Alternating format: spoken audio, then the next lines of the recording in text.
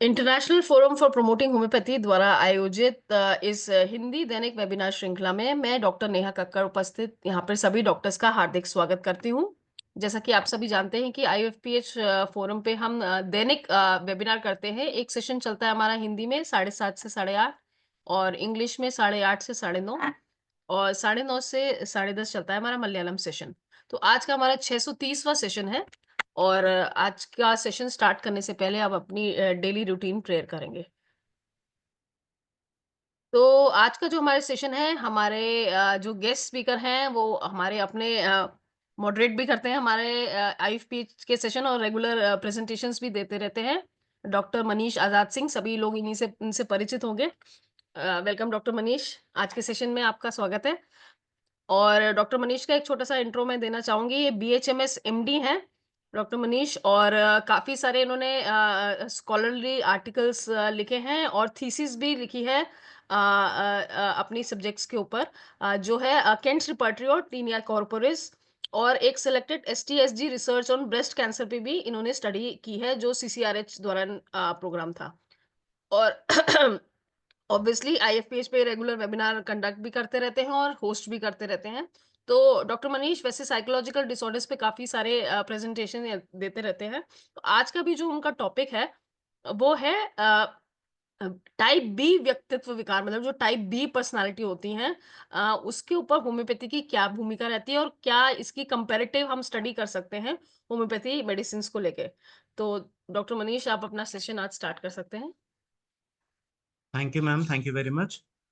सभी लोग जो अभी तक ज्वाइन कर चुके हैं या आगे ज्वाइन करेंगे उनको बहुत बहुत धन्यवाद। आप सभी का बहुत स्वागत है। आज का सेशन हमारा टाइप बी पर्सनालिटी डिसऑर्डर पे है, जो कि हमने पहले कंप्लीट कर लिया है एक एक करके। तो आज हम बेसिकली कंपैरेटिव स्टडी करेंगे सभी को साथ में लेके। मेरा स्क्रीन विजिबल है? जी डॉक्टर मनीष, हाँ जी। ठीक है।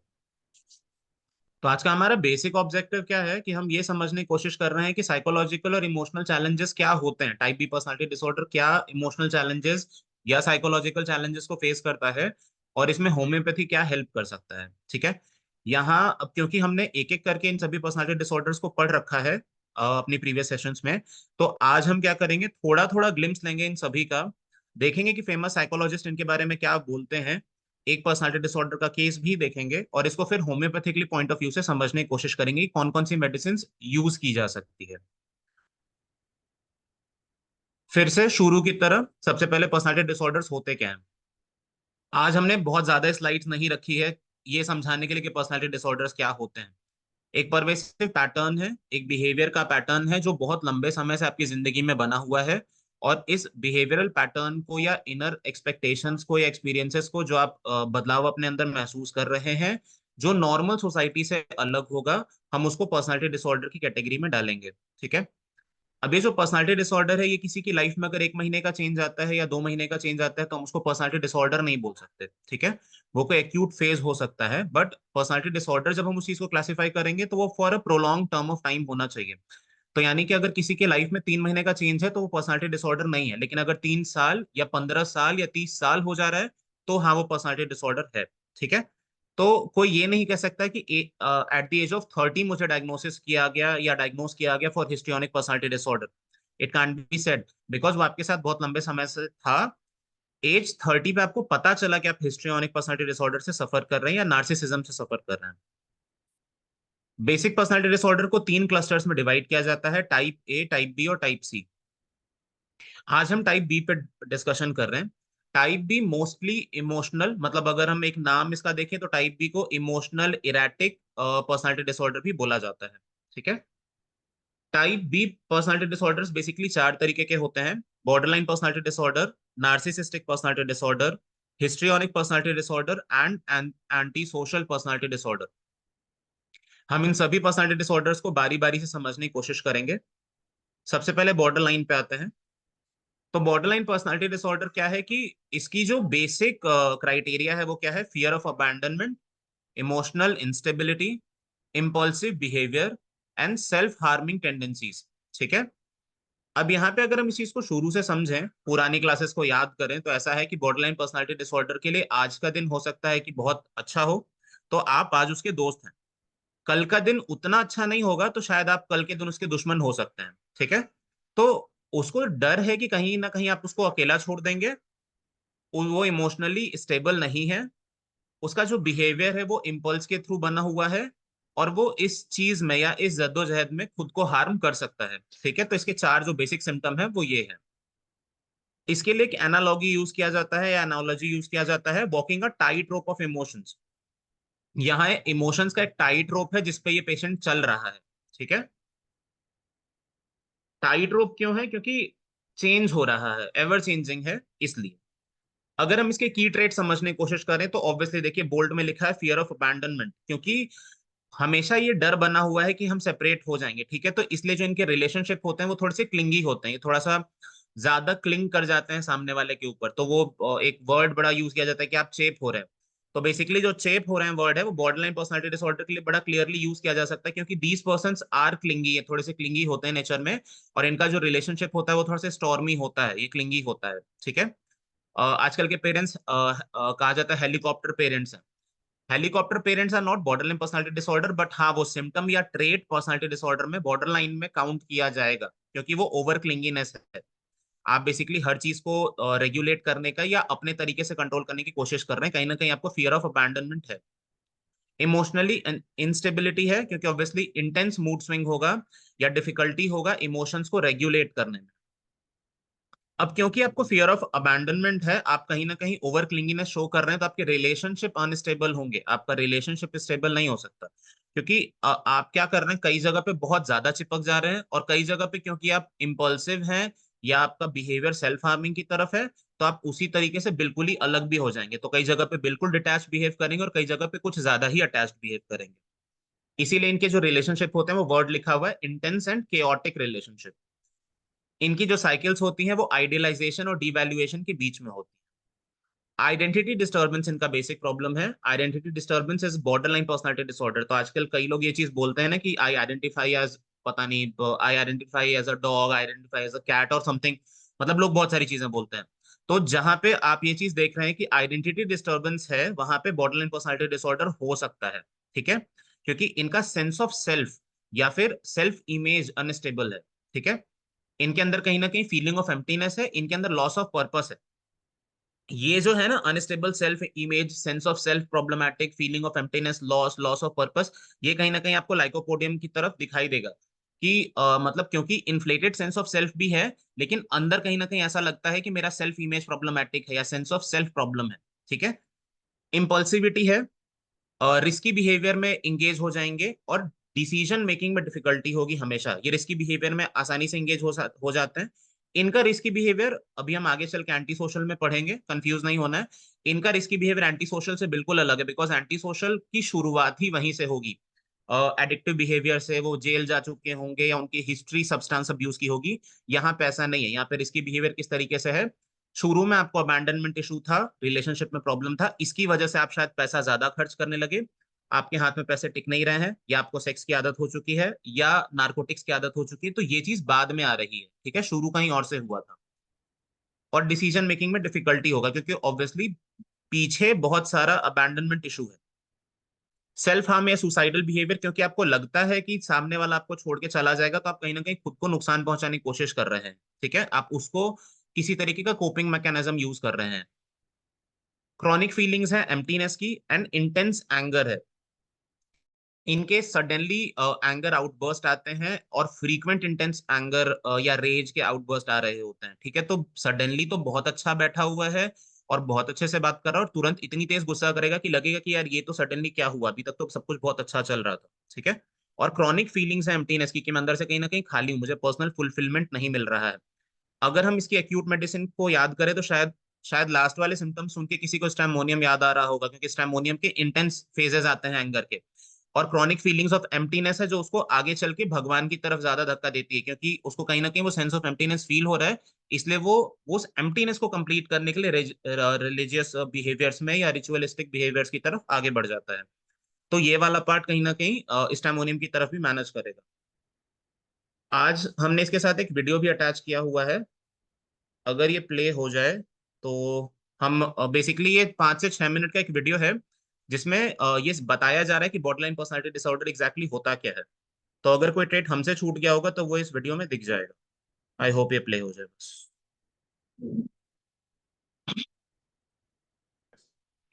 तो ये तो हमने शुरू में डिस्कस किया था कि एक इम्पेयरमेंट है जो डेली एक्सपेक्टेशन है, सोसाइटी का एक एक्सपेक्टेशन है या एक बिहेवियर है जो आपके चारों तरफ हो रहा है। उस बिहेवियर से जब आप मूव करेंगे या परवेड कर रहे हैं तो उसको आप पर्सनालिटी डिसऑर्डर में डायग्नोस कर सकते हैं, बट ये एक लंबा पैटर्न होना चाहिए। ये क्या बताया अभी कि borderline personality disorder cluster B में आता है। और हम बॉर्डरलाइन पर्सनालिटी डिसऑर्डर किसके किसके बेसिस पे डायग्नोस करेंगे, या तो आईसीडी के बेसिस पे यानी कि इंटरनेशनल क्लासिफिकेशन ऑफ डिजीज के बेसिस पे, और या तो DSM-5 के बेसिस पे, डायग्नोस्टिक एंड स्टैटिस्टिकल मैनुअल 5 के बेसिस पे हम मेंटल डिसऑर्डर्स को यूजुअली डायग्नोस करते हैं। तो अभी तक इन्होंने यही बताया। साथ में ये बताया कि borderline personality disorder emotionally unstable personality disorder के नाम से भी जाना जाता है। जो 3 ट्रेट्स इन्होंने बताया वो हमने अभी इससे पहले पढ़े थे कि इनका जो रिलेशनशिप होता है वो प्रॉब्लमैटिक होगा, और जो सेल्फ इमेज है वो कहीं ना कहीं डिस्टॉर्टेड है। तो जो ट्रेट्स इन्होंने 3 बताए वो हमने इससे पहले भी देख लिए सर वीडियो दिख नहीं रहा। थे। एक सेकंड। ठीक है। इसमें देखिए बेसिकली ये चीज बताई गई थी कि मतलब क्या क्या ट्रेट हो सकते हैं, क्या क्या सिम्टम हो सकते हैं। और उस ट्रेट के बाद ये चीज बताया गया था कि हम इसमें मतलब क्या क्या सिम्टम्स देख सकते हैं। ठीक है। तो उन्होंने इन्हीं सिम्टम्स को बताया था। बस क्योंकि ये बेसिक वीडियो फॉर्म में था तो आई थॉट कि ये बेटर अंडरस्टूड हो सकता है। No problem. हम इसको आगे कंटिन्यू करते हैं। तो इसमें क्या होगा, इंटेंस मूड स्विंग्स होगा, पेशेंट बहुत मतलब पेशेंट में क्लियर मूड स्विंग्स दिखाई देंगे, और डिफिकल्टी होगी रेगुलेटिंग इमोशंस में। और उनके परसीव्ड सेपरेशन की मतलब ये थॉट प्रोसेस चल रहा है कि हम मतलब सामने वाला मुझे छोड़ के चला जाएगा, तो उस चीज को लेके हमेशा एक प्रॉब्लम रहेगी। ठीक है। अगर हम इसके हिस्ट्री में जाएं, क्योंकि वो वीडियो प्ले नहीं हुआ तो उसमें हिस्ट्री लिखा था कि कॉज क्या हो सकता है, यूजुअली अगर किसी को बॉर्डरलाइन पर्सनालिटी डिसऑर्डर हो रहा है तो उसका कारण क्या हो सकता है। कारण यूजुअली देखिए हम कोई भी पर्सनालिटी डिसऑर्डर पढ़ेंगे तो उसका जो बेसिक कारण हो सकता है वो पहला तो हमने क्योंकि हमारे पास अच्छे खासे रूब्रिक्स हैं, elements from grief, elements from vexation, elements from sudden loss of of a parent, चाहे मदर या फादर, या फिर आपने बचपन में कोई ऐसा ट्रॉमा झेला जो कि आपको नहीं झेलना चाहिए। तो ऑब्वियसली आप एक बहुत यंग एज में आपने कोई ट्रॉमा झेला जो कि आपके लिए या आपकी मेंटल हेल्थ के लिए अच्छा नहीं था। जैसे हमने एक मूवी देखी थी अतरंगी रे, जिसमें सारा Ali Khan is the female protagonist और उसके सामने उसके फादर को जला दिया जाता है। ठीक है। And later on she made an imaginary friend in the face of Akshay Kumar. Okay. अब यहाँ पे मैं ये नहीं बोल रहा हूँ कि बॉर्डरलाइन पर्सनालिटी डिसऑर्डर के साथ ऐसा हो रहा है बचपन में, बट ये भी तो हो सकता है कि उसकी जो मदर थी या उसके जो फादर थे उन्होंने बचपन में अबैंडनमेंट कर दिया, छोड़ दिया। फियर ऑफ अबैंडनमेंट कहीं ना कहीं वहीं से आया। इसको ये चीज दिखा कि mother and father are not a permanent relationship, इनको ये आपस में सेपरेट हो सकते हैं। और इस वजह से कहीं ना कहीं क्योंकि वो बचपन से अनस्टेबल रिलेशनशिप देख रहा है, क्योंकि वो बचपन से इमोशनली इनस्टेबल है कहीं ना कहीं, और अबैंडनमेंट हो रहा है उसके साथ, इस वजह से ये वाली चीजें बाद में दिख रही हैं कि क्योंकि फादर और मदर टिके नहीं, क्योंकि बचपन में जो प्राइमरी केयर गिवर्स थे वो आपके सगे नहीं निकले, तो आपको आगे चल के ये चीज समझ में आ रही है कि हो सकता है ये भी मुझे छोड़ के चला जाएगा। तो फॉर दैट से क्या फॉर दैट रीजन आप कहीं ना कहीं ओवर क्लिंगीनेस शो कर रहे हैं, या उनको अपनी लाइफ में टिकाने के लिए सेल्फ हार्म कर रहे हैं या सेल्फ अब्यूज कर रहे हैं। वो जैसे लोग बीइंग नाटरम या बीइंग आर्सेनिक सामने वाले को धमकी देते हैं कि आप मेरी लाइफ में नहीं टिके तो मैं हाथ काट लूंगा। आपको ये चीज समझनी पड़ेगी कि उनके बैकग्राउंड में शायद हिस्ट्री में चीज थी कि लोगों ने उनको छोड़ दिया, लोगों ने उनको अबैंडन कर दिया, और उनको कोप अप का यही तरीका दिखा कि मैं जितनी बार बीमार पड़ता था मेरे पापा मेरे लिए टाइम निकाल लेते थे, वरना उनके पास मेरे लिए फुर्सत नहीं होती। He was so busy in his business या फिर अपने जॉब में इतना बिजी होते थे कि उनके पास मेरे लिए फुर्सत नहीं होती थी। तो वो जो फुर्सत कब आती थी, जब मैं बीमार पड़ जाता था, या फुर्सत कब आती थी, जब मेरी तबीयत ज्यादा खराब हो जाती थी। तो वो जो तबीयत खराब होना इज वॉट, कि आपको ये समझ में आए कि अगर मैं खुद को हार्म करूंगा या फॉर एनी रीजन अगर मुझे कोई हार्म पहुंचता है तो मेरे घर वाले मेरे लिए फुर्सत निकाल लेंगे। तो अगर हम इस ट्रेट्स को ध्यान से देखें तो ये जो की ट्रेट्स हैं बॉर्डरलाइन पर्सनालिटी डिसऑर्डर के वो उस तरीके से आए हुए हैं कि अगर आपके जो केयर गिवर्स थे वो बहुत अच्छे से मतलब अपना ड्यूटी नहीं निभा पाए, या कहीं ना कहीं आपको ये लगा कि इमोशनली इनस्टेबल हैं या अबैंडनमेंट हुआ है आपके साथ, तो फिर ये चीजें आपके साथ आगे चल के दिखाई देती।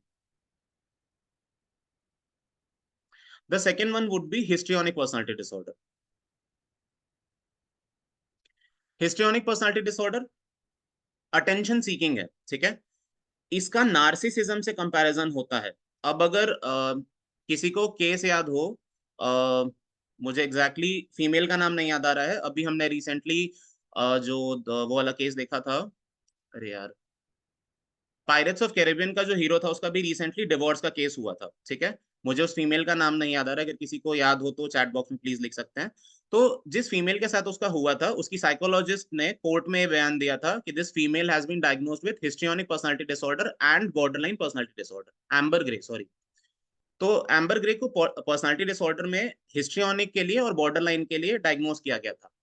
और उसमें उन्होंने ये एक्सप्लेन किया कि कैसे मतलब इनका nature after divorce attention seeking हो गया, और ये चाहते थे कि ये, क्योंकि उस ग्रीफ से निकल नहीं पाए, तो ये इमोशनली अनस्टेबल हो गए, और ये चाहते थे कि हमेशा कोई ना कोई इनके साथ टिका रहे, हमेशा कोई ना कोई इन पे ध्यान देता रहे। एंड अगेन हमने बॉर्डरलाइन पर्सनालिटी डिसऑर्डर में भी सेम चीज पढ़ी थी कि क्योंकि किसी ने अबैंडन किया, उस वजह से आप कहीं ना कहीं अनस्टेबल रिलेशनशिप की वजह से आप कहीं ना कहीं इस चीज में चले गए कि कहीं ना कहीं मुझे सामने वाला छोड़ ना दे, या मैं अकेला ना हो जाऊं। तो this same thing happened with उस वाले रिलेशन में।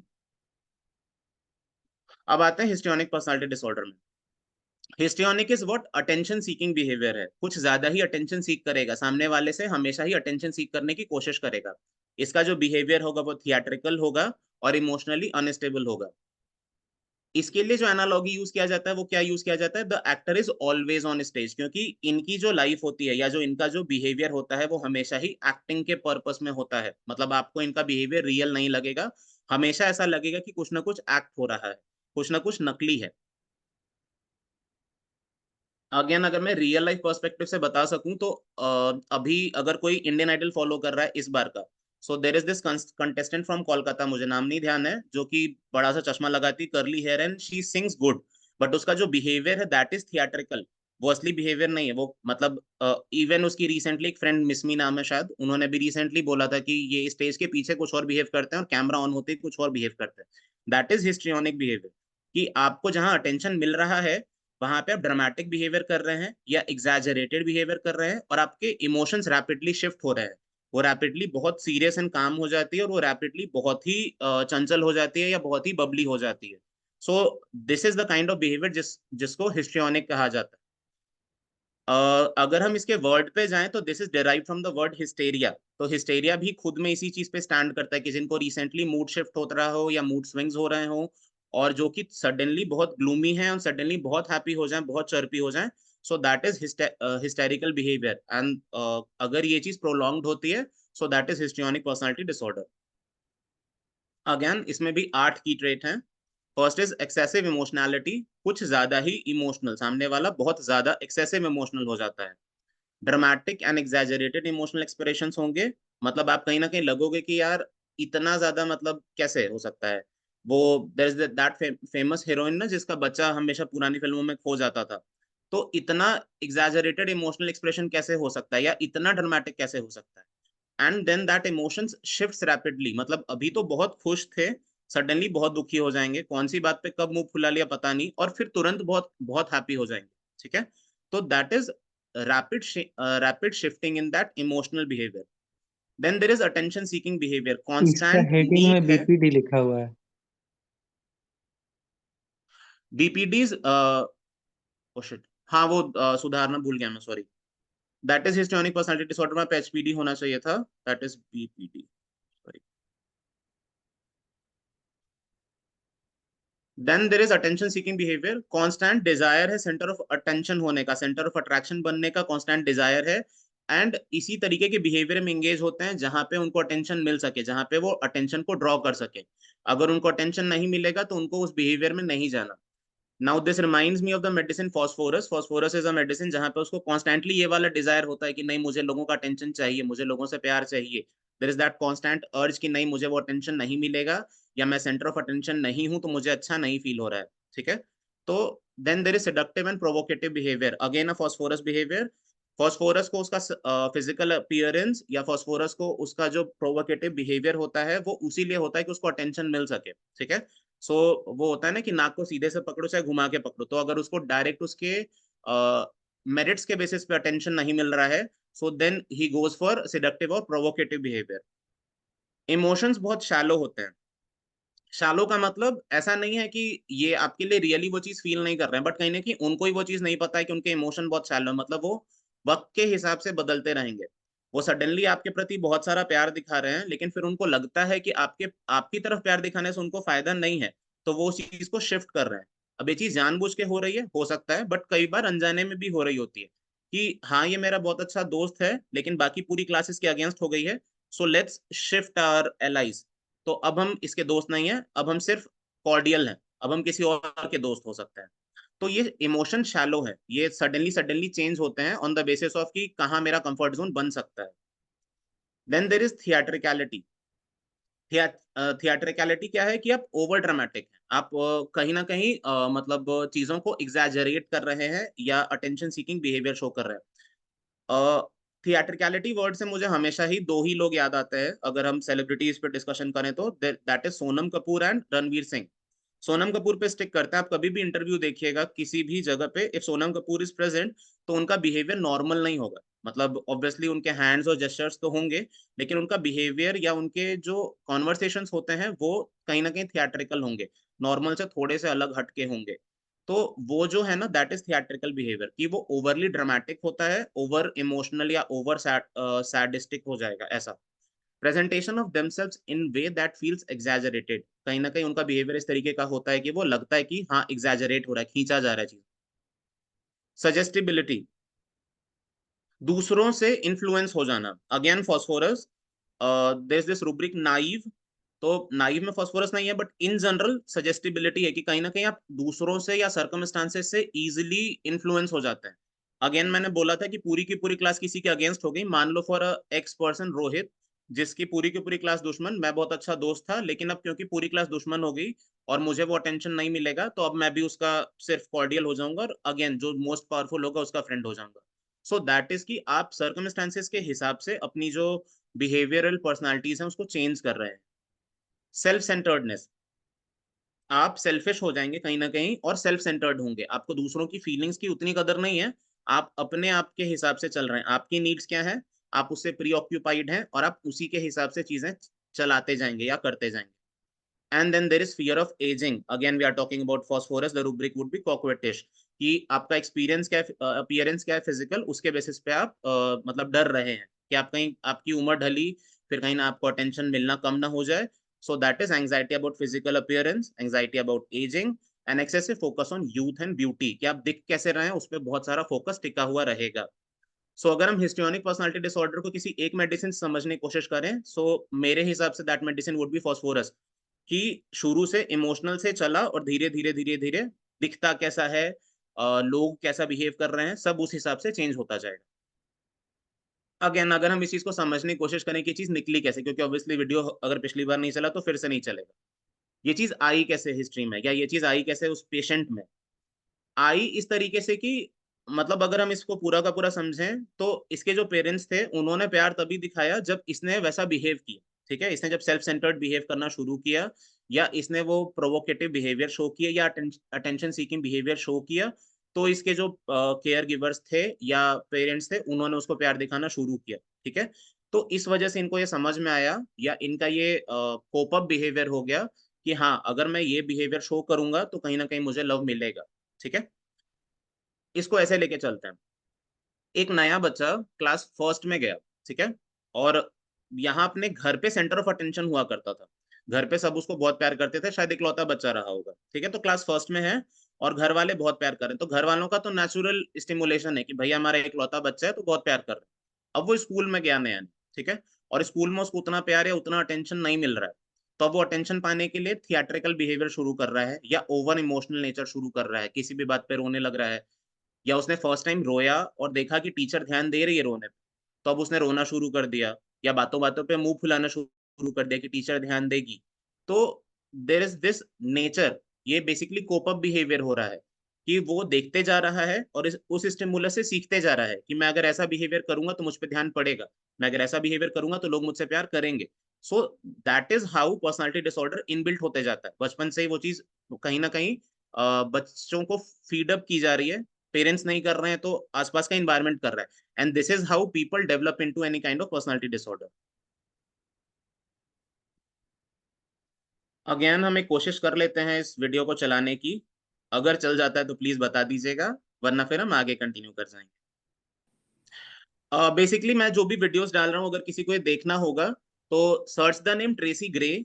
Tracy grey is a very famous psychologist जो पर्सनालिटी डिसऑर्डर के बारे में बात करती हैं। आप यूट्यूब पे कभी भी इनका नाम सर्च करेंगे तो you will get to know her, कि ये मतलब इनका जो बेसिक टॉपिक होता है वो पर्सनालिटी डिसऑर्डर या इससे रिलेटेड साइकोलॉजिकल टॉपिक्स ही होते हैं। अब हमारा टॉपिक है नार्सिसिस्टिक पर्सनालिटी डिसऑर्डर, कि नार्सिसिज्म क्या होता है। देखिए, हिस्ट्रियोनिक में उसको अटेंशन अपनी तरफ चाहिए था, ठीक है। नार्सिसिस्टिक इज व्हाट, कि मैं ही रैंक 1 हूं, मैं सबसे ऊपर हूं। सिंगल मेडिसिन जिससे हम इसको समझने की कोशिश करें, फर्स्ट ईयर से बच्चों को पता होता है कि प्लैटिना इज अ पर्सन जिसको अपने ऊपर सारा अटेंशन चाहिए, लेकिन साथ में ग्रैंडियोसिटी भी है कि मैं ही सबसे ऊपर हूँ, सारी दुनिया मेरे से नीचे और मैं ही सबसे ऊपर हूँ, मैं ही बादलों के ऊपर हूँ, बाकी दुनिया नीचे चल रही है, ठीक है। तो that grandiosity, that need for admiration, there is then exploitative behaviour and lack of empathy, जब इन चारों सिम्टम्स को एक साथ जोड़ेंगे that makes narcissistic personality disorder. जब तक सामने वाला सिर्फ ये बोल रहा है कि सिर्फ मैं हूं, सिर्फ मैं हूं, सिर्फ मैं हूं, दैट इज नार्सिसिज्म, ठीक है। आप अगेन ट्रेसी ग्रे को सुनेंगे अगर ये वीडियो प्ले हो जाता तो 8 तरीके के नार्सिसिज्म होते हैं, ठीक है, सारे के सारे पर्सनालिटी डिसऑर्डर में नहीं जाएंगे, ठीक है। बट अगर ग्रैंडियोसिटी जुड़ रही है, नीड फॉर एडमिरेशन है, साथ साथ आप सामने वाले को एक्सप्लॉइट करने में एक बार भी नहीं हिचकिचाओगे, और अगर आपने सामने वाले को एक्सप्लॉइट किया है और वो उस चीज पे आपको बोल रहा है कि नहीं भाई मेरे साथ गलत किया आपने, और आपको कोई एम्पैथी नहीं है, कोई सिंपैथी नहीं है, so that would consider you into narcissistic personality disorder. इसकी एनालॉजी क्या है? The peacock that always needs to shine. It is a peacock जिसको हमेशा शाइन करना कंपल्सरी है, ठीक है। अगेन अगर हम इसको समझें तो ये क्या समझा रहा है हमें, कि एक बच्चा जो क्लास फर्स्ट में था और फर्स्ट आया तो उसके घर वालों ने बहुत ध्यान दिया, सेकंड में फिर फर्स्ट आया तो बहुत ध्यान दिया, थर्ड में फर्स्ट से थर्ड पे गिर गया तो ध्यान देना कम हो गया। अब इसको ये समझ में आया कि अगर मैं फर्स्ट पे रहूंगा तो ही मुझे ध्यान मिलेगा। या दूसरे तरीके से घूमते हैं, बेटा तुम 10th में पास हो गए तो तुमको घड़ी मिलेगी, नहीं पास हुए तो डांट मिल रही है, ठीक है। फिफ्थ में पास हो गया तो घड़ी मिल रही है, नहीं पास हुए तो डांट मिल रही है। अब अगेन वो उसको समझ में क्या आ रहा है कि अगर मैं टॉप पे हूं तो लोग मुझे पूछेंगे, अगर मैं नीचे गिर रहा हूं तो मुझे कोई नहीं पूछ रहा, ठीक है। तो अब उसको क्या चाहिए? लोगों से एडमिरेशन चाहिए, कि हाँ मेरी तारीफ करो, हाँ मैं अच्छा दिख रहा हूँ, हाँ मेरा चश्मा ठीक है, मेरे बाल ठीक है। So that is there that constant need for admiration, वो बेसिकली चाहिए सामने वाले से कि नहीं मुझे दो, मुझे वो एडमिरेशन चाहिए, मुझे वो वैलिडेशन चाहिए। आजकल एक बड़ा कॉमन टर्म है कि आप वैलिडेशन सीख कर रहे हैं। What is that validation seeking? कि आप सामने वाले से चाह रहे हैं कि आप उसकी तारीफ करें। अगेन हम अगर किसी सेलिब्रिटी की लाइफ में घुसते हैं, because these are very common example जो लोगों के दिखते हैं।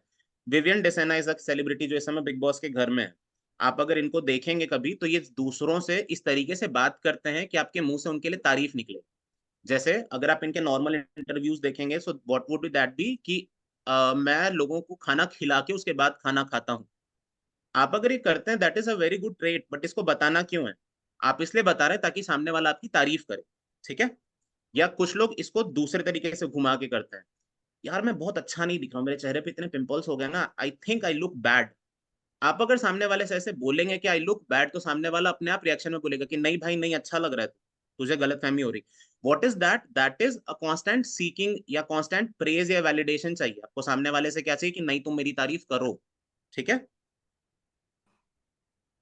की ट्रेट्स क्या है नार्सिसिस्टिक पर्सनालिटी डिसऑर्डर के? फर्स्ट वुड बी ग्रैंडियोसिटी, कि एग्जैजरेटेड सेंस है सेल्फ इंपॉर्टेंस का, बिलीफ है बीइंग यूनिक और सोशल, बिलीफ है कि आप यूनिक हैं, आप स्पेशल हैं।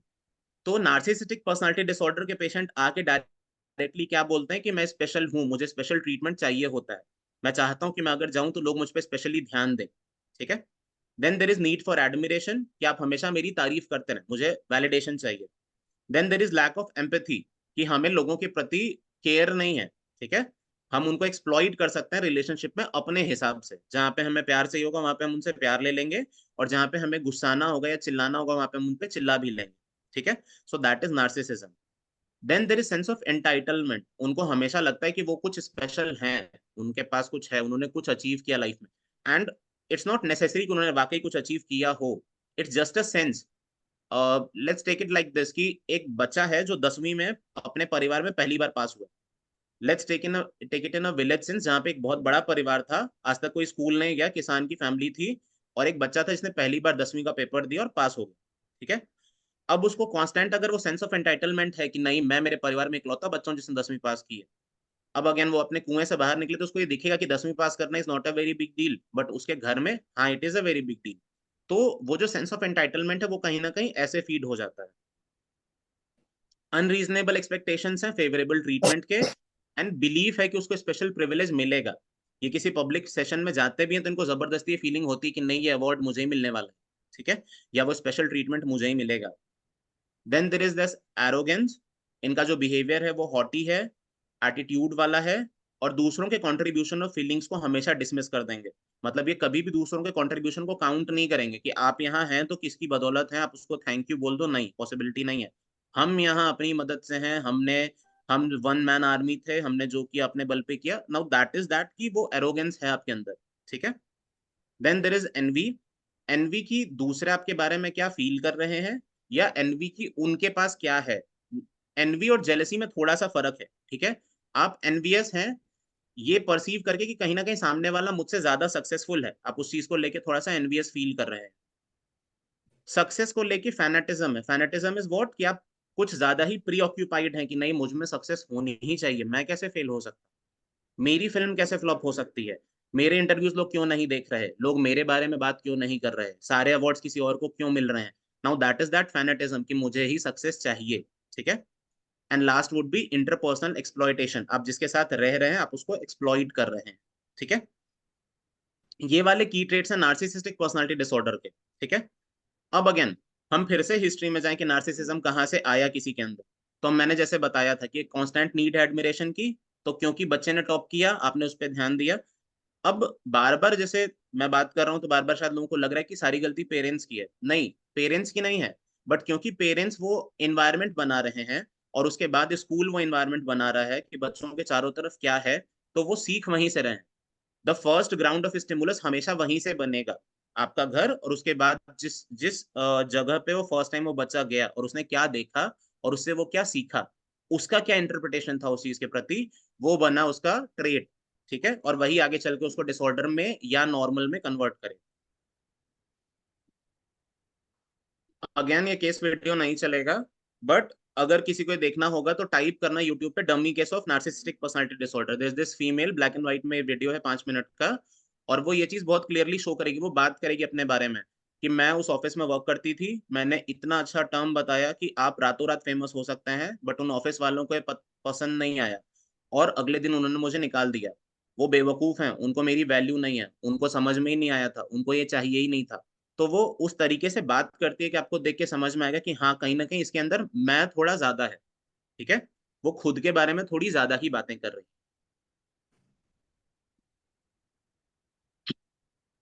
लास्ट फॉर द डे, आज के डे का या क्लस्टर बी का आखिरी पर्सनालिटी डिसऑर्डर, एंटी सोशल। अभी हम कंपैरिजन भी करेंगे। एंटी सोशल पर्सनालिटी डिसऑर्डर, देखो अगेन जब हम शुरू से शुरू कर रहे हैं तो बॉर्डर लाइन और हिस्ट्रियोनिक काफी सेम थे। ठीक है। बॉर्डर लाइन का लास्ट वाला पॉइंट हिस्ट्रियोनिक के फर्स्ट वाले पॉइंट से बड़ा मैच कर रहा था। हिस्ट्रियोनिक और नार्सिसिस्टिक बड़े सेम थे। हिस्ट्रियोनिक में जो सेंटर ऑफ अटेंशन बनने की इच्छा थी वो कहीं ना कहीं नार्सिसिज्म से बड़ी मैच कर रही। जब हमने नार्सिसिज्म लास्ट में पढ़ा तो नार्सिसिज्म ये बोलता है कि आपको दूसरों के प्रति एम्पैथी नहीं है, आप दूसरों का फायदा उठा सकते हैं। जब वही चीज थोड़े से बड़े लेवल पे हो जाएगी तो then comes anti social personality disorder, जहां पे आपको इन जनरल पब्लिक के राइट्स की कोई वैल्यू नहीं है, जहां पे आप दूसरों को अपने हिसाब से मैनिपुलेट कर सकते हैं, और जहां पे आप बिल्कुल इम्पल्सिव हैं और आपको कोई फर्क नहीं पड़ता कि दूसरा आपके बारे में क्या सोच रहा है। तो जब तक आपके अंदर सिर्फ मैं था तब तक आप नार्सिसिज्म थे, लेकिन जब आपके अंदर दुनिया के लिए रिगार्ड बिल्कुल खत्म हो जाए, मतलब वो वन वर्ड कहूँ तो राक्षस होने वाले आप दानव की कैटेगरी में जब जाने लगे, so now that is what कि आप एंटी सोशल पर्सनालिटी डिसऑर्डर की तरफ बढ़ रहे हैं। इसकी एनालॉजी क्या है, the chess player strategizing for personal gain, अपने पर्सनल गेन के लिए आप चेस प्लेयर की तरह लोगों को यूज कर रहे हैं। ठीक है। आईएएस की ट्रेड्स पे चलते हैं तो समझ में आएगा। फॉर एक छोटा सा इंट्रो, अगर किसी ने किक मूवी देखी है तो किक मूवी में अच्छा वाला पार्ट हटा दो सलमान का, so the entire part is what, the entire part is anti social personality disorder. कैसे था मैं समझाता हूँ। ध्यान है वो पाइप से उल्टा उतरता है, अर्चना पूरन सिंह क्लियरली सेज कि मेरा बेटा शुरू से उल्टा चलने के लिए ही फेमस था, पाइप से उल्टा उतरता था, रेलिंग पे उल्टी साइकिल चलाता था। And then there is very famous scene कि सामने से ट्रेन आ रही होती है, साइकिल से आ रहा होता है, फिर उतर के पैदल चल के आता है। जो नॉर्मल जनरल दुनिया कर रही है आप उससे बिल्कुल उल्टा कर रहे हैं, ठीक है। Anti social personality disorder is that कि जो नॉर्मल दुनिया करेगी हम उससे बिल्कुल ही उल्टा करेंगे, हम उसको फॉलो नहीं करेंगे, ठीक है। एंड व्हाट इज की डिसरिगार्ड है, दूसरे क्या कर रहे हैं हमें उससे डिसरिगार्ड है। हम नहीं जानना चाहते कि भैया नॉर्मल क्या है, हम नहीं जानना चाहते कि ठीक क्या है, हम वही करेंगे जो हमें ठीक लग रहा है। तो what is first pattern of violating rights, आप दूसरों के राइट्स का वायलेशन करेंगे, लगातार करेंगे। And second is lack of empathy, कि आपको दूसरों के प्रति एम्पैथी नहीं रहेगी बिल्कुल भी। किसी का माइक ऑन है, कोई क्वेश्चन पूछ रहा है? सेकंड इज म्यूट कर देता। डिसीटफुलनेस। जी sir. Second is deceitfulness. Deceitfulness क्या है? आप कॉन्स्टेंटली धोखा दे रहे हैं। आप फिर से अपने को ऑन कर लीजिए। जी sir. Then second is deceitfulness. Deceitfulness is what, आप लगातार लोगों से झूठ बोल रहे हैं, उनको धोखा दे रहे हैं, उनको मैनिपुलेट कर रहे हैं, और किस चीज के लिए? पर्सनल गेन के लिए, ठीक है। नार्सिसिज्म का लास्ट पॉइंट था ना कि आप एक्सप्लॉइट कर रहे हैं, यहाँ आप एक्सप्लॉइटेशन से आगे बढ़ चुके हैं। अब आप झूठ बोल रहे हैं, अब आप धोखा दे रहे हैं, और आप फॉल्स आइडेंटिटीज या बिहेवियर्स यूज कर रहे हैं, यूज ऑफ एलियासेस। एलियासेस मतलब क्या है? शक्ल बदल रहे हैं। चोरी वाली मूवीज देखी ना हमने, कि जिसमें सडनली वो धूम का बैकग्राउंड में म्यूजिक बज रहा है, जॉन अब्राहम होता है, आगे से ऋतिक रोशन का मास्क उतार रहा है। What is that? कि आप एलियास यूज कर रहे हैं। एलियास मतलब किसी और की शक्ल यूज कर रहे हैं कुछ और बनने के लिए। दैट इज व्हाट डिसीटफुलनेस, आप सामने वाले को धोखा दे रहे हैं। Then there is impulsivity. Impulsive क्या है? रेकलेस बिहेवियर, आपको इसी में मजा आ रहा है, आप रिस्की, आप डेंजरस और बिना सेफ्टी वाले बिहेवियर्स कर रहे हैं और आपको इस चीज में मजा आ रहा है। And inability to plan ahead, अगर कोई आपसे पूछेगा कि आगे का क्या सोचे हैं, तो there is that very famous dialogue of Mirzapur कि अभी इंस्टेंट तो ऐसा कुछ नहीं सोचे हैं, ठीक है। सो व्हाट इज दैट कि आप प्लान अहेड नहीं कर सकते, आपके पास इतना दिमाग नहीं है कि आप आगे का क्या चल रहा है वो सोच रहे हैं। आप सिर्फ अभी प्रेजेंट में क्या चल रहा है ना, सिर्फ उस पे हैं, और आपको उस रेकलेस बिहेवियर में बहुत मजा आ रहा है। That is impulsivity. Next is what? Irritability and aggressiveness. आप फिजिकल फाइट्स में बहुत आसानी से फंस जाते हैं, और आप बहुत हॉस्टाइल हैं, आपका बिहेवियर तुरंत तुरंत बहुत एंग्री आ रहा है, बहुत अग्रेसिव आ रहा है, और बहुत ही जल्दी आप लड़ाई में फंस जाते हैं। एंड पता है उसके बाद प्रॉब्लम क्या है? नक्स अगर होगा ना यहाँ पे, तो nux is a very good remedy, क्योंकि उसको गुस्सा करने के बाद पछतावा होता है। The problem with ASPD is lack of remorse. Now we are talking about anacardium, कि यहाँ पे आपने कर तो दिया सामने वाले के साथ बुरा, सामने वाले को पीट दिया, मार दिया, या नाक में से खून निकाल दिया, अब आपके अंदर रिमोर्स नहीं है, अब आपको बिल्कुल बुरा नहीं लग रहा है। तो the word is no guilt, कोई गिल्ट नहीं है, कोई नुक्स मतलब दुख नहीं है कि आपने सामने वाले को नुकसान पहुंचाया है, और आपको कॉन्सिक्वेंस का कोई डर भी नहीं है। अगर किसी ने कश्मीर फाइल्स देखी है, so there is this person जो कि लोगों को मारता है, एंड उसके बाद उसका एक इंटरव्यू शो किया जाता है। सो उस इंटरव्यू में बोलता है कि हाँ मार दिया तो क्या हो गया। सो दैट इज व्हाट, एक तरीके का एएसपीडी में कन्वर्ट किया गया है उसको, कि उसको कोई रिमोर्स नहीं है, उसको कोई गिल्ट नहीं है, उसको लोगों को मारने का या उतने सारे लोगों का मर्डर करने का कोई दुख नहीं है। That is lack of remorse, वो आप उस इंटरव्यू से देख सकते थे।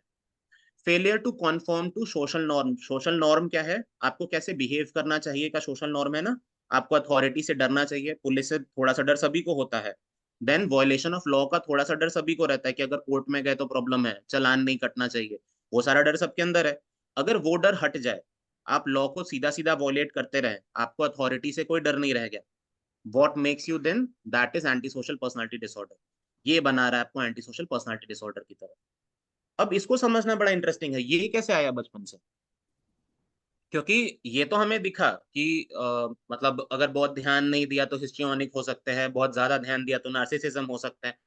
एएसपीडी कैसे आया? एएसपीडी में आते हैं कॉलोनी के बच्चे। बचपन से मम्मी पापा के पास बहुत फुर्सत नहीं थी ध्यान देने की, ठीक है। उन्होंने देखा कि कॉलोनी का हीरो कौन, तो जग्गू दादा। Now who is this Jaggu दादा? जो कि कॉलोनी में हीरो बन के घूमते हैं, लोगों को मारते पीटते हैं, किसी से डरते नहीं। इनको धीरे धीरे ये लगा कि अगर हम भी जग्गू दादा जैसे बन जाते हैं, तो we can become that centre of attention, और we can get that attention, ठीक है। सो वो उनको फॉलो करने लगते हैं, ठीक है। या इसका एक थोड़ा सा मूवी वाला इंटरप्रिटेशन ले लेते हैं, कि जब जब पापा बेल देने आते हैं तभी तभी ध्यान देते हैं, वरना उनको कोई मतलब नहीं है हमसे, ठीक है।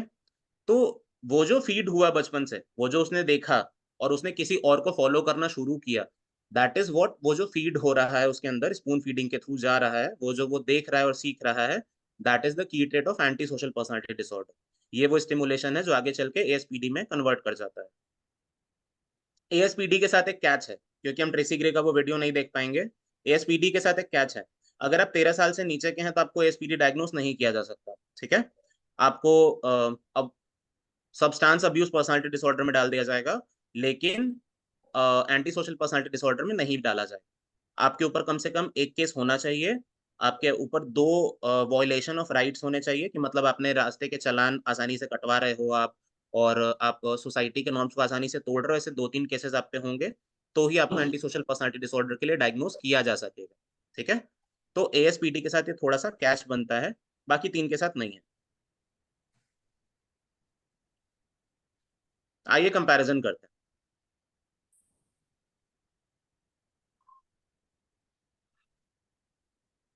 अगर इमोशनल रेगुलेशन की बात करेंगे, तो जो बॉर्डरलाइन पर्सनालिटी डिसऑर्डर है उसका इमोशनल रेगुलेशन बहुत अनस्टेबल है। अनस्टेबल कैसे, कि आज तो दुग्गल साहब गुस्से में हैं, आज दुग्गल साहब खुश हैं, आज दुग्गल साहब अंधे थे, आज दुग्गल साहब बहरे हैं, वो वैसा वाला हिसाब है कि आज तो बहुत खुश हैं आपसे, आप उनके बहुत अच्छे दोस्त हैं, आप उनके बेस्ट फ्रेंड हो गए, और अगले दिन वो आपसे बहुत नाराज हैं, तो वो आप पर बिल्कुल मतलब ध्यान नहीं देंगे।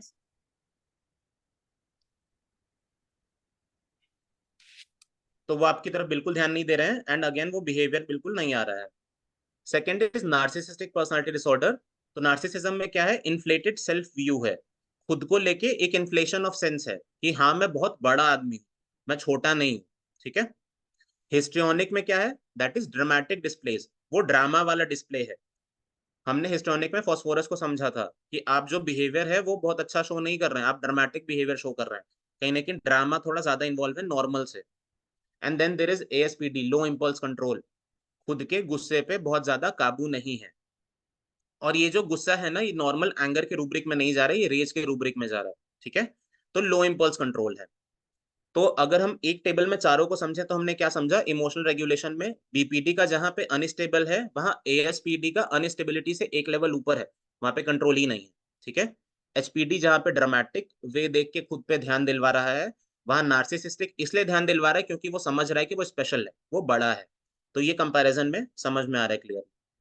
Then there is interpersonal style. अगर हम ये समझें कि इनमें प्रॉब्लम क्या है, बीपीडी का प्रॉब्लम है फियर ऑफ अबैंडनमेंट।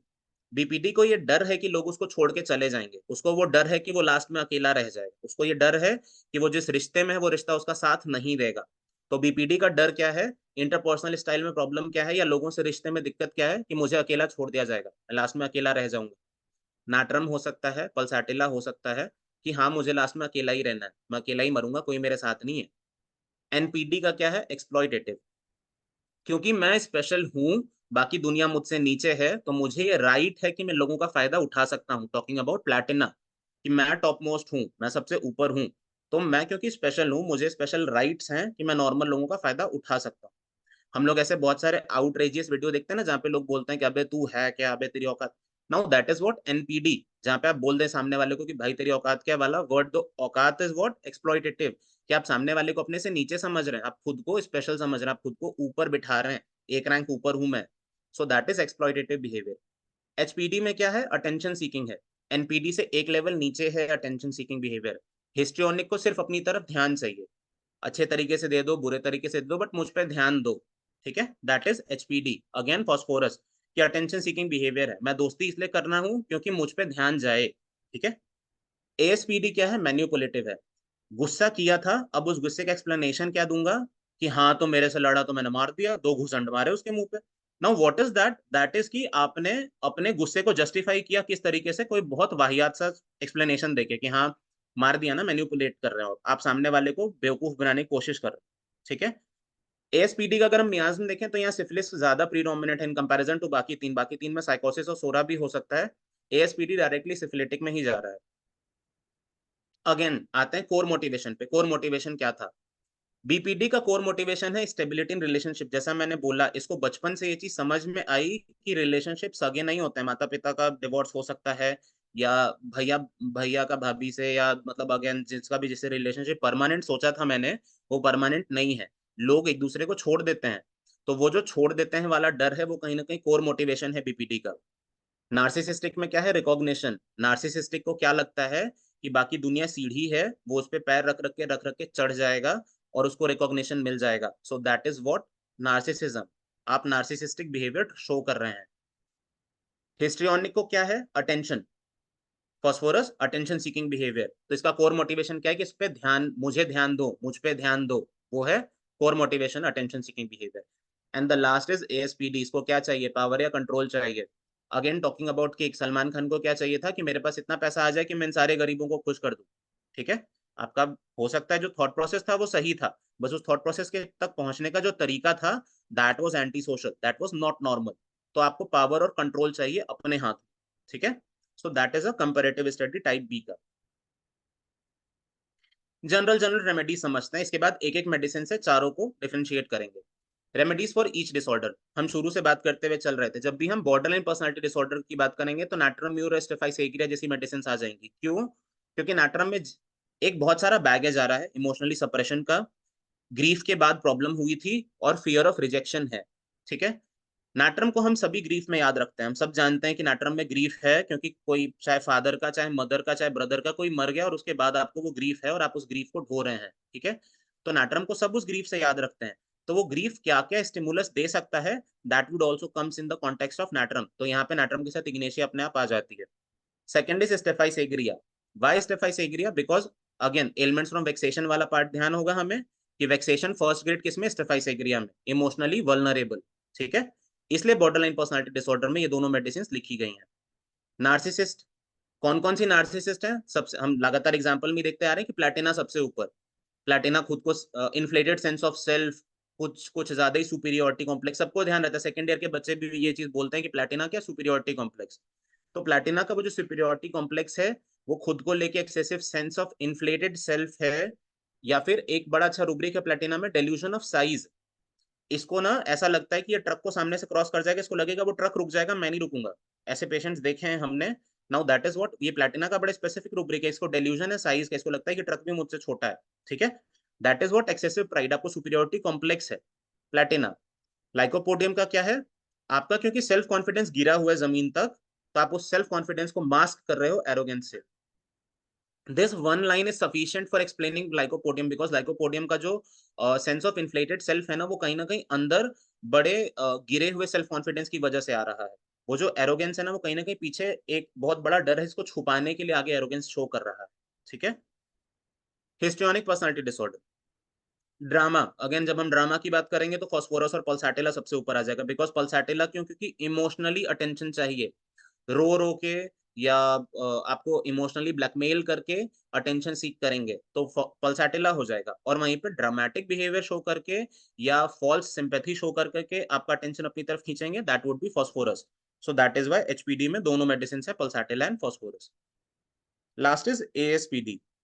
एएसपीडी में एनाकार्डियम, बिल्कुल, क्योंकि एनाकार्डियम की लैक ऑफ एम्पैथी, एनाकार्डियम का बचपन से जो ग्रोथ है, अगर हम सोल ऑफ रेमेडीज के थ्रू उसको पढ़ें तो दैट वुड एएसपीडी में वो जरूर जाएगा। एंड हायोसाइमस, बिकॉज उसकी जो टेंडेंसीज होती हैं वो डिसीटफुल हैं, वो मैनिपुलेटिव है, वो चीजों को अपने कंफर्ट लेवल के हिसाब से चेंज करेगा। तो ये कुछ दो दो रेमेडीज करके हमने सभी को समझा है। अब एक एक रेमेडी करके डिटेल में समझेंगे। एचपीडी में फॉस्फोरस क्यों? हिस्ट्रियोनिक पर्सनालिटी डिसऑर्डर में फॉस्फोरस ही क्यों? फॉस्फोरस हमेशा एक अटेंशन सीकर होता है। फर्स्ट लाइन क्या है? Phosphorus is always an attention seeker. ये सोल ऑफ रेमेडीज से लिया हुआ कंटेंट है, तो जिसको डाउट होगा वो वहीं देख लेगा please. Phosphorus is always an attention seeker. Phosphorus को फील होता है कि उसको बहुत ज्यादा अटेंशन नहीं मिल रहा है, और उसको सिक्योर ही तभी फील होगा जब वो बहुत सारे दोस्तों के बीच में हो, या बहुत सारे अटेंशन के बीच में हो, बहुत सारे प्यार के बीच में हो। तो phosphorus tend to attract attention towards themselves either by their appearance, manner of speaking और द वार्मथ दे शो। तो इनका जो अपीयरेंस है, या जो इनका बोलने का तरीका है, या ये जो वार्मथ शो कर रहे हैं कि हाँ भाई तू ही मेरा सच्चा दोस्त है, तुझसे ज्यादा प्यार मैं किसी से नहीं करता, ये जो लाइनें हैं, ये जो आप बोल बोल के अपनी तरफ अटेंशन सीख कर रहे हैं, दैट इज फॉस्फोरस। ठीक है, मेन फीलिंग क्या है फॉस्फोरस की? कि मैं लास्ट में अनलव्ड या अनकेयर्ड फॉर रह जाऊंगा। ठीक है, तो उस वजह से पेशेंट रिएक्ट करता है अफेक्शनेट होके, फ्रेंडली होके और सिंपैथेटिक होके। क्या चाहता है कि मैं अगर फ्रेंडली हूं, मैं अगर सिंपैथेटिक हूं, मैं अगर अफेक्शनेट हूं, तो मुझे भी बदले में सेम चीज मिले, अनलव्ड और अनकेयर्ड नहीं रह जाऊं मैं लास्ट। ठीक है। He may have lots of friend, उसके बहुत सारे दोस्त हैं, लेकिन लास्ट में वो अनेबल है क्लोज और इंटीमेट रिलेशनशिप बनाने के। कैसे क्लोज और इंटीमेट क्यों नहीं बन रहे हैं? क्योंकि भाई तुम्हारा बिहेवियर ड्रामेटिक है, कहीं ना कहीं सुपरफिशियल है। आप असली जो इमोशनली कनेक्शन होता है ना, वो नहीं कर पा रहे हो। आप केवल सामने वाले की हाँ में हाँ मिला रहे हो ताकि वो आपका दोस्त बना रहे। तो ऐसे आप सुपरफिशियल लेवल पे अच्छे फ्रेंड्स हो सकते हैं, but on the deep rooted जो फ्रेंड्स होता है वो आपका मैच नहीं करेगा। वो कहते हैं ना, वाइब मैच नहीं कर रहा है, वो नहीं करेगा। Making relation and feeling emotion at superficial level and attention seeking behavior are some of the prominent symptom of ये हमारे पर्सनालिटी डिसऑर्डर में भी यही बिहेवियर है कि जो इमोशन है वो सुपरफिशियल लेवल पे है और अटेंशन सीकिंग बिहेवियर है। यहाँ पे अगर कुछ रूब्रिक देखें, delusion she is alone in the world, हमारे पास एक सिम्टम ही था बिल्कुल साफ साफ कि भैया लास्ट में तुम हमें छोड़ के चले जाओगे, तो इसको भी रूब्रिक है कि delusion she is alone in the world. Affectionate returns affection, क्योंकि तुम मुझसे प्यार करो ये मैं चाह रहा हूं, तो इसलिए मैं बदले में अफेक्शन शो कर रहा हूं, तो अफेक्शनेट रिटर्न्स अफेक्शन। अमेटिवनेस, जैसा मैंने बोला था कि प्रोवोकेटिव बिहेवियर है, सिडक्टिव बिहेवियर है, तो अमेटिवनेस है। वांट ऑफ अटेंशन है और क्लेयरवॉयडेंस। बॉर्डरलाइन पर्सनालिटी डिसऑर्डर के लिए नाट्रम म्यूर। नाट्रम म्यूर क्यों? क्योंकि इनके अंदर डिफिकल्टी है इमोशन को प्रोसेस करने के लिए, और इस वजह से रिजर्व्ड रहते हैं, अलूफ रहते हैं। कई बार ऐसा होता है कि खुद को एक्सप्रेस नहीं कर पाते। वो बड़ा सही लिखा हुआ है कि अपने चारों तरफ एक दीवार बना रखा है और किसी को उस दीवार से इधर भी नहीं आने देता और खुद इस दीवार से उधर भी नहीं जाता है। ठीक है। सो दैट इज व्हाट नाट्रम का बिहेवियर, कि नाट्रम के पास क्योंकि ग्रीफ आया है, हिस्ट्री ऑफ इमोशनल ट्रॉमा है या डिसअपॉइंटमेंट है, इस वजह से क्या हुआ है कि नाट्रम ने अपने चारों तरफ एक दीवार बना ली है। अब ना लोगों को इस तरफ से उस तरफ जाने दे रहा है, ना उधर वालों को इधर आने दे।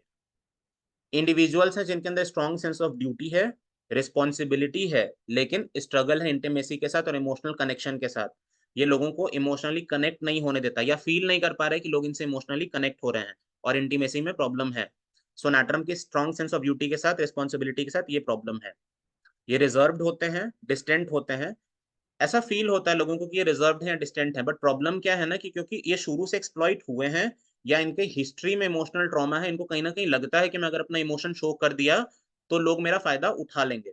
तो इस वजह से इनके अंदर स्ट्रगल है ट्रस्ट का। इसीलिए बॉर्डरलाइन पर्सनालिटी डिसऑर्डर में हम नाट्रम म्यूर समझ रहे हैं।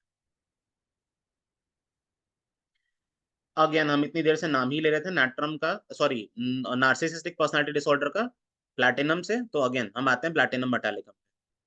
Mental delusion as if everything about her were small, जो भी इनके चारों तरफ हैं वो सब छोटे हैं। All person physically and mentally inferior but she is physically large and superior. ये डिल्यूजन साइज की जो हम बात कर रहे थे वो यहाँ पे आ रहा है। मेंटल डिल्यूजन क्या है कि बाकी सब लोग इनसे फिजिकली और मेंटली इंफीरियर हैं, ये दिमाग में भी उनसे तेज हैं और ये फिजिकली साइज में भी उनसे बड़े हैं, और बाकी सारे इनसे छोटे हैं। ठीक है। तो इनके अंदर मेंटल डिल्यूजन है, और इसके साथ एरोगेंसी है, इसके साथ प्राउडनेस है, कंटेम्पचुअस है। कंटेम्पचुअस क्या है कि आपको बुरा लगेगा भी तो इनको महसूस नहीं होगा, ये आपको बुरा महसूस करा के ही अच्छा महसूस करेंगे, ऐसा भी समझ सकते हैं आप। Pitiful, looking down upon people usually venerated, दूसरों की तरफ नीची निगाह से देखना कि आप एग्जिस्ट ही नहीं करते हैं, या आपके प्रति जबरदस्ती की दया दिखाना। ठीक है। तो वो जो है ना वो कहीं ना कहीं इनके अंदर आता है। A king of casting them of unwillingly. ठीक है। खुद को राजा समझ रहे हैं और ऐसा समझ रहे हैं कि आपको हमने कास्ट ऑफ किया है बिना इच्छा के, ऐसा कुछ इसमें समझ सकते हैं।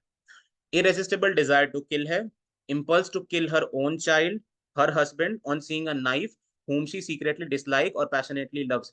सीक्रेटली हो सकता है कि आपको या तो पसंद नहीं कर रहा होगा या तो बहुत पसंद कर रहा होगा, लेकिन इम्पल्स ये भी कि आपको चाकू मार दे।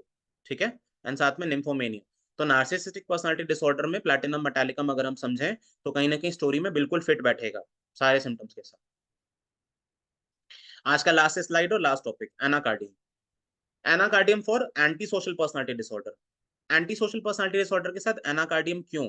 क्योंकि एनाकार्डियम में ना कहीं एक वो जो लैक ऑफ रिमोर्स है कि कुछ भी किया उसका वो नहीं है, पछतावा नहीं है, गिल्ट नहीं है। ठीक है।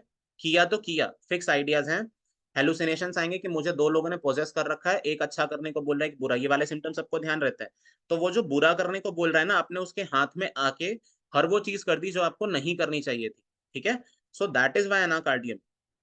Anxiety when walking as if pursued, चलते समय ऐसा लग रहा है कि पीछा कर रहा है कोई। ठीक है। प्रोफाउंड मेलनकॉली है, हाइपोकॉन्ड्रियासिस है with tendency to use violent language, brain fag, impaired memory. इस लाइन को ध्यान रखिएगा। आप जब भी किसी एएसपीडी वाले का वीडियो देखिए, कभी भी देखिए यूट्यूब पे उठा के, किसी भी ऐसे व्यक्ति का वीडियो देखिए जिसके बहुत अच्छे खासे क्रिमिनल रिकॉर्ड होते हैं, ठीक है, ये अपनी जिंदगी में एक दुख जरूर बताते हैं। ये जरूर बताते हैं कि इनकी लाइफ में इनके माँ ने इनके साथ अच्छा नहीं किया, इनके पापा बहुत अच्छे नहीं थे, ऐसा वाला तो जरूर बताऊंगे, तो प्रोफाउंड मेलनकोली तो जरूर आएगा, लेकिन हाइपोकॉन्ड्रियासिस भी होगा। बहुत सारी बातें होंगी जो आपको बताना चाहते हैं, ठीक है। टेंडेंसी है वॉलेंट लैंग्वेज की, तो ऑब्वियसली गाली गलौज तो होना ही है। ब्रेन फैग है और मेमोरी बहुत अच्छी नहीं होती है, इनकी मेमोरी इंपेयर्ड होती है और साथ में ब्रेन फैग होता है। ये वाला जो सिम्टम है ना, ये डायरेक्टली इनका अनाकार्डियम की तरफ खींच सकता है। एब्सेंट माइंडेड है लेकिन उतनी ही इजिली ऑफेंड हो जाते हैं। आपकी मेमोरी तो बहुत अच्छी है नहीं, लेकिन आपको बुरा बड़ी जल्दी लग जाता है। अब ये ऐसे लोग होते हैं ना, आप इनसे कभी पर्सनल लाइफ में मिली है, अनाकार्डियम से अगर आप कभी पर्सनल लाइफ में मिलते हैं, तो इनके दोस्त एक बड़ा फिक्स होता है। आपने इनके साथ लाख अच्छी चीजें की हो, इनको यही बड़ा अच्छा याद रहेगा कि नहीं, वो ही मेरा सबसे अच्छा दोस्त है, ठीक है। और उसके बाद आपको मार सकते हैं, किसी और को मार सकते हैं, चाहे आपने सारी जिंदगी इनके साथ बहुत अच्छा काम किया हो। That is what Anacardium and that is what anti social personality disorder is. Malicious seems bent on wickedness, lack of confidence in himself or others। दूसरों पे भी कॉन्फिडेंस नहीं है, खुद पे भी कॉन्फिडेंस नहीं है, और विकेड है, बेंट है कि विकेड होना है, दूसरों के साथ बुरा कर सकता हूँ। सस्पिशियस है, क्लियर ऑडियंट है, सुनाई दे रहा है कि कोई कुछ बोल रहा है, दूर से मुझे कोई आवाज आ रही है। मॉरल रिस्ट्रेंट नहीं है, खुद पे मोरालिटी का कंट्रोल नहीं है। एंड इरेजिस्टिबल डिजायर है स्वेयर का और कर्ज का, गाली देने का और कसम खाने का इरेजिस्टिबल डिजायर है, इजिली कर सकता है। ये था आज का सेशन। एग्जैक्ट टाइम के हिसाब से खत्म हो रहे हैं, कोई क्वेश्चन नहीं हो पाएगा। हाँ, थैंक यू वेरी मच। हाँ, आज का टॉपिक कैसे खत्म हो बहुत रहा बढ़िया टॉपिक रहा। हम लोग 2024 का अंतिम लेक्चर हम लोगों के लिए बहुत अच्छा है। मैं चूंकि समय नहीं है, हम लोग चर्चा नहीं कर पाएंगे। मैं ये बताना चाहूँगा कि 2025 का से हम लोग एक नया शुरुआत कर रहे हैं। 1 तारीख को, कल, यानी कि हम लोग एक डॉक्टर कॉन्स्टेंटाइन हेरिंग का बर्थडे सेलिब्रेट कर रहे हैं, जिसमें डॉक्टर विभू प्रसाद पंडा जी उसके लिए उनके कंट्रीब्यूशंस के विषय में आप लोगों को जानकारी देंगे। तो निश्चित रूप से आप जरूर से इसमें आइए, और आप लोग सभी को आते रहिए। 2025 में जिस तरह से हम लोग 24 की यात्रा को पूरा किए हैं, उसी तरह से हम लोग आगे 2025 में भी हम लोग आगे चलते रहें, साथ साथ चलेंगे, साथ साथ पढ़ेंगे और साथ साथ हम लोग आगे बढ़ेंगे। तो थैंक यू। और इसके साथ में हम लोग का सेशन आज समाप्त होता है। और मैं डॉक्टर दीपमाला जी को भी धन्यवाद देता हूँ, नेहा कक्कर जी को भी धन्यवाद देता हूँ, और हमारे स्पीकर आज के डॉक्टर मनीष आजाद जी को भी धन्यवाद देता हूँ, और यहाँ जो उपस्थित सभी ऑडियंस हैं उनको भी धन्यवाद देता हूँ कि आप हम लोगों के साथ रहे हैं और साथ रहेंगे, इसके हम लोगों को उम्मीद है। तो इसके साथ आज का सेशन समाप्त होता है। And over to you doctor Dhanesh, you can take over the charge now.